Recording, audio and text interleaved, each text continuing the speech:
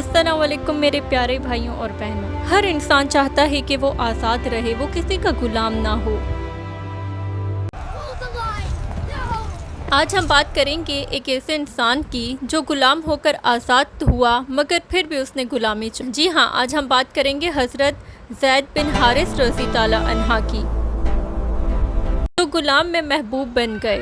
कहानी का आगाज़ अरब की एक बस्ती से होता है। हज़रत ज़ैद रज़ी ताला अन्हा अभी बचपन में थे जब कबीले की लड़ाई में पकड़े गए और गुलाम बनाकर बेच दिए गए।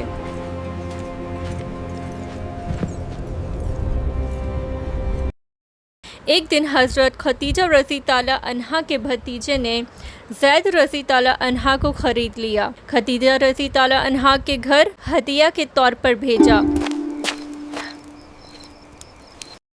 फिर जब हमारे प्यारे नबी सल्लल्लाहु अलैहि वसल्लम की उनसे शादी हुई तो हज़रत खदीजा रज़ी ताला अन्हा ने ज़ैद रज़ी ताला अन्हा को रसूल सल्लल्लाहु अलैहि वसल्लम के सुपुर्द कर दिया। और यही लम्हा ज़ैद रज़ी ताला अन्हा की ज़िंदगी बदल देने वाला लम्हा था। हमारे प्यारे नबी ने हज़रत ज़ैद रज़ी ताला अन्हा के साथ गुलामों जैसा नहीं बल्कि बेटों जैसा सलूक किया। इन्हें कपड़ा दिया तो वही दिया जो खुद पहना, खाना दिया तो वही खिलाया जो खुद खाया।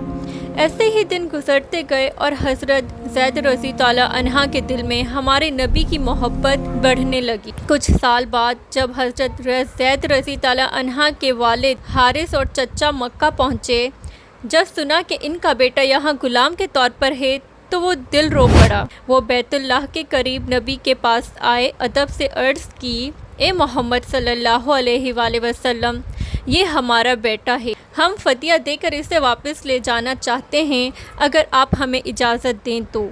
हमारे प्यारे नबी ने फरमाया, अगर ज़ैद तुम्हारे साथ जाना चाहता है तो मैं रोकूंगा नहीं, लेकिन अगर वो मेरे साथ रहना चाहे तो मैं किसी को मजबूर नहीं करूंगा। फिर हमारे प्यारे नबी ने ज़ैद को बुलाया। उनके वालिद और चचा सामने खड़े थे। हमारे नबी ने फरमाया, ज़ैद, ये तुम्हारे वालिद और चाचा हैं, अगर तुम चाहो तो इनके साथ जा सकते हो, अगर चाहो तो मेरे साथ रह सकते हो। हज़रत ज़ैद रज़ी ताला अन्हा ने अपने वालिद की तरफ देखा और फिर हमारे नबी की तरफ देखा। चंद लम्हों के बाद ज़ैद रज़ी ताला अन्हा ने हमारे नबी का हाथ थाम लिया और कहा, मैं आपको नहीं छोड़ूंगा, मेरे लिए आप सब कुछ हैं। मैंने आप सल्लल्लाहु अलैहि वसल्लम में वो देखा जो किसी और में नहीं देखा। मैं गुलाम नहीं, आपका खादिम दिल हूँ। ये सुनकर ज़ैद रज़ी ताला अन्हा के वालिद की आंखों में आंसू आ गए और वो हैरान थे कि बेटा, आज़ादी छोड़कर गुलामी क्यों कबूल कर रहे हो। तब हमारे नबी सल्लल्लाहु अलैहि वसल्लम ने इन्हें काबा के सामने खड़ा किया और फरमाया, गवाह रहो, आज से ज़ैद मेरा बेटा है और मैं इसका वारिस हूँ और ये मेरा वारिस है। और यूँ ज़ैद रज़ी ताला अन्हा का नाम बदल कर रखा गया ज़ैद बिन मोहम्मद सल्लल्लाहु अलैहि वसल्लम। अब ज़ैद नबी सल्लल्लाहु अलैहि वसल्लम के साये रहमत में रहने लगे। जहाँ नबी जाते ज़ैद भी वहीं जाते। जंग हो या सफ़र, नबी इन्हें करीब रखते, यहाँ तक कि सहाबा इन्हें हब्बे रसूल सल्लल्लाहु अलैहि वसल्लम कहने लगे, यानी नबी के महबूब। जब नबी पर वही नाजिल हुई तो ज़ैद वो पहले शख्स थे जो ईमान लाए, आज़ाद लोगों से भी पहले, और यही इनका सबसे बड़ा एजाज़ था।